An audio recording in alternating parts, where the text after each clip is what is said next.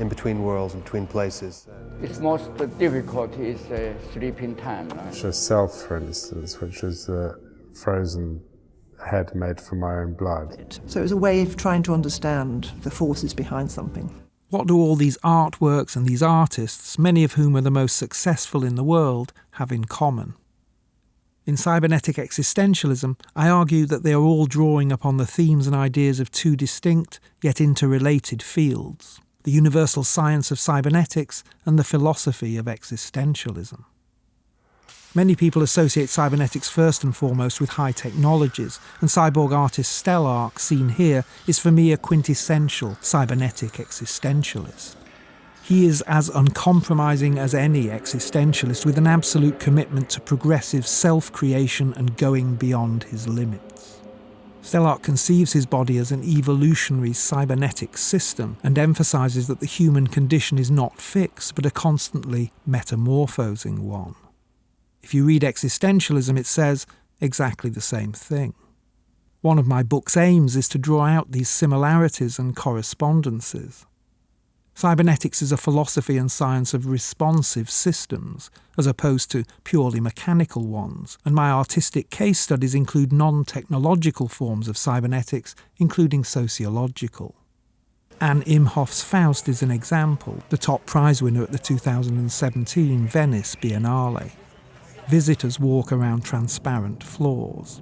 Below and around them, a socio-cybernetic system of interactions and causal feedback loops unfold between humans, dogs, and the installation environment. Imhoff's previous work was entitled Angst, that quintessential existentialist theme, and in both works her moody-looking performers are full of it, looking like models from central casting for a 1960s existentialist movie. They're sullen, distracted, alienated. One reviewer called Faust a masterpiece of modern-day angst. The Nasher Prize in 2017 was won by Pierre Huyghe. He sounded more cybernetician than artist when describing his installation After a Life Ahead. He spoke of creating evolutionary algorithms and self-organising systems that continually grow, evolve and shift. Within an excavated former ice rink, his systems include geometric panels in the roof that open and close to let in sun, wind, or rain. An incubator contains human cancer cells that grow and multiply according to the amount of CO2 they are fed by the breathing of the visitors. We watch real-time representations of the cancer cells splitting and mutating using an augmented reality app.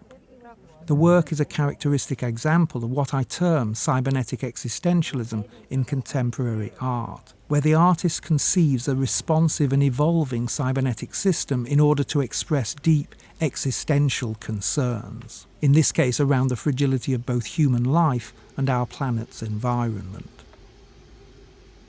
The originator of information theory, Claude Shannon, created this cybernetic artwork, The Ultimate Machine, in 1952.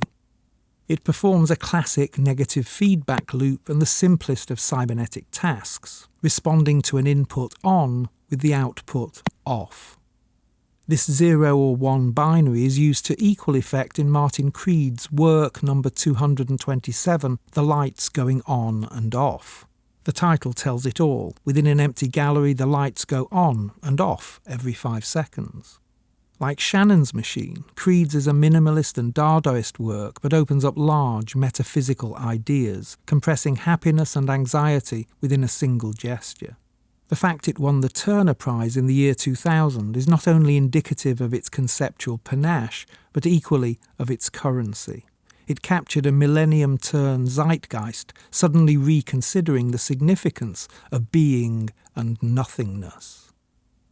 In Jean-Paul Sartre's iconic book, The Existentialist Bible, he argues the importance of our confronting and embracing nothingness and our impending doom, what he calls our being towards death.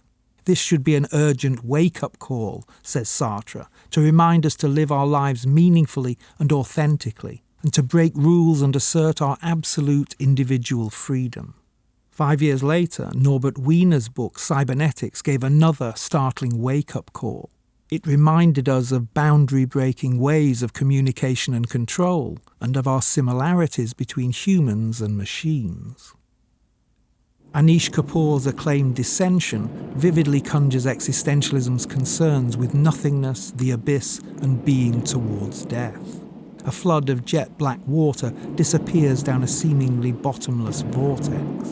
It brings to mind one of Norbert Wiener's analogies of humans as whirlpools when describing how our body tissues regenerate continually in a constant state of becoming. Becoming is also a central tenet of existentialism. He says, quote, "We are whirlpools in a river of ever-flowing water.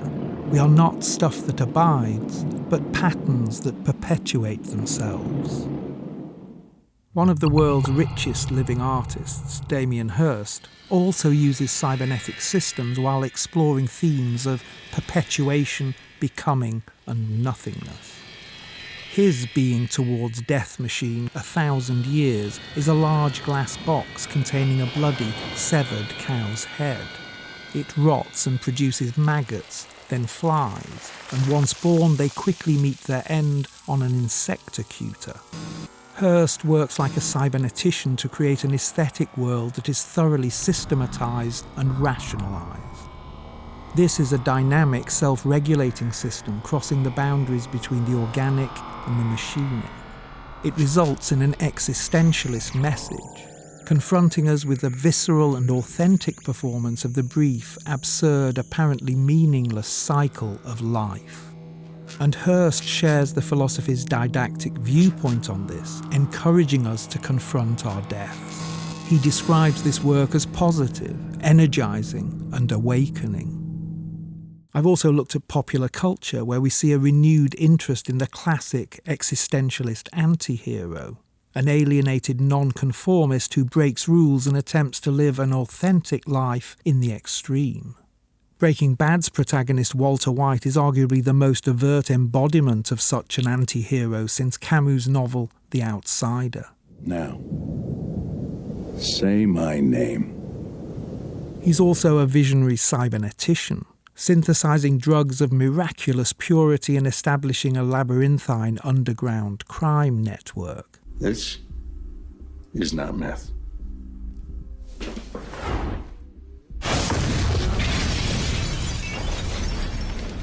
But such anti-heroes and heroines are not confined to dark dramas of crime, drugs and death. In 2013, the Walt Disney children's film Frozen broke all records to become the most successful animated film of all time. Its central set-piece sequence, Let It Go, is pure cybernetic existentialism. Filled with existential angst and having repressed her powers and authentic self for years, Elsa sings about being like a queen of a kingdom of isolation. She will now reject the past, cast off her controlling fears without a care for what others think, and go and reach the extreme limits of her potential.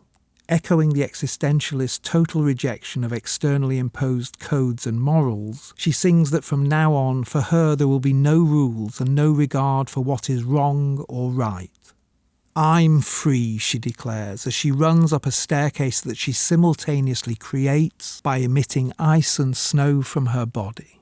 As human being and nature make a magical cybernetic connection, her power radiates through the earth and sky. The cybernetic circuit evolves rapidly. It reaches a climax as she conjures a magnificent palace of ice while describing her soul as spiralling in fractals. If we read this via existentialism, she has taken a leap of faith, Soren Kierkegaard, to reach a point of existentialist self-creation, Simone de Beauvoir, whereby she is now condemned to freedom, Jean-Paul Sartre. She has committed herself to an authentic mode of being, Martin Heidegger, and to going beyond her limits, Friedrich Nietzsche. At the same time, she has reached new heights of cybernetic communication and control, Norbert Wiener, to become a post-human subject, which according to Catherine Hales is, quote, an amalgam entity whose boundaries undergo continuous construction and reconstruction. Frozen was not just another children's film, but a huge cultural phenomenon hitting a note that resounded loudly. It encapsulates a zeitgeist that concerns self-creation of identity, freedom, authenticity, and making synthesizing connections that overflow normative boundaries. What I am defining as cybernetic existentialism.